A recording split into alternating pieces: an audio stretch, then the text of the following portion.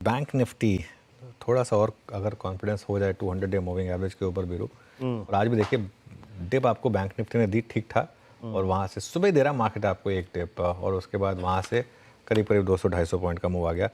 IT वापस गिरना शुरू हुआ है लेकिन आई थिंक जो फ्राइडे की रैली थी उसके बाद थोड़ा सा अब वहाँ पर हायर लेवल पर गिरावट आनी शुरू हुई है। क्लियरली अगर आप आईटी और बैंक निफ्टी का एक ट्रेंड देखेंगे positionally bank Nifty is much better. हमने 3 दिन पहले बात की थी कि बैंक निफ्टी में ज़्यादा कॉन्फिडेंस है अभी भी। आईटी में बीच बीच में शॉर्ट कवरिंग आएगी जैसे फ्राइडे को आई थी लेकिन जो मूव आपको बैंक निफ्टी दे रहा है, जो ट्रेंड आपको बैंक निफ्टी दे रहा है वो आईटी नहीं दे रहा है। आईटी में ठीक है रैली कभी कभी आ रही है लेकिन असली जो bulk of the cream move है वो क्लियरली बैंक निफ्टी में है।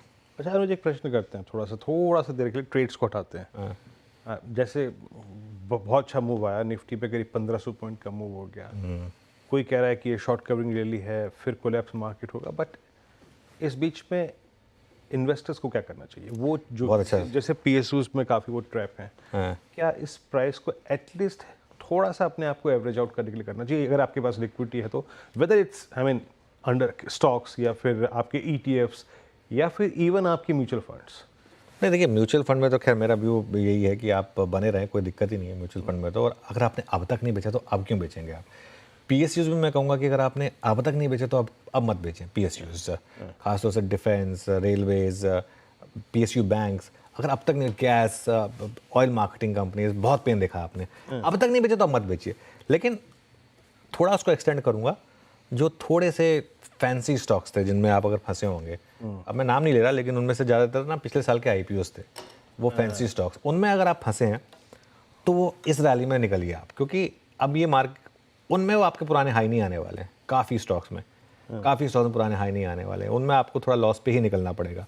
अच्छा इस मार्केट में फोकस करिए उन स्टॉक्स पर जो रिलेटिव स्ट्रेंथ में सबसे ऊपर है। हमने आई थिंक पूरी बेयर मार्केट में बात की थी इंडिगो की, हमने पूरी बेयर मार्केट में बात की थी आईसीआईसीआई बैंक की, कोटक की, भारती की, एचडीएफसी बैंक की। बेसिकली उन स्टॉक्स पर फोकस करिए जिन्होंने बेयर मार्केट में आपका पैसा नहीं तोड़ा। वो हमेशा बुल मार्केट में लीड करते हैं। जो जिनमें आप 40-50% नीचे, उनमें हो सकता है आपको थोड़े मौके मिल जाएं और थोड़ा सा लॉस बुक कवर करने का, लेकिन उनमें से काफ़ी स्टॉक्स में आपको प्राइस नहीं मिलेगा। ये आपको थोड़ा सा एक रिस्क मार्केट में रखना पड़ेगा।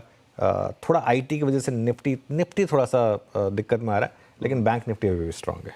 और इंडियन होटल्स देखिए, 10 जनवरी में एक रिपोर्ट पढ़ रहा था कल रात, कह रहे हैं कि इस बार प्रीमियम होटल्स के टैरिफ 6 से 10% ऊपर है।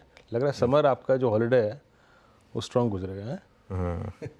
बिल्कुल लग रहा है काफ़ी, और रेट्स तो खैर काफ़ी हाई हैं ही वीरू। और आई थिंक ये एक स्ट्रक्चरल तेज़ी बन चुकी है। अब वो गोन आर द डे जिसमें हम होटल्स को सिक्लिकल इंडस्ट्री देखते थे, अब आई थिंक ये स्ट्रक्चरल तेज़ी में बदल चुकी है, जैसे सेम विद इंडिगो। वो पूरी की पूरी थीम करती हुई आज काम। इस बीच आप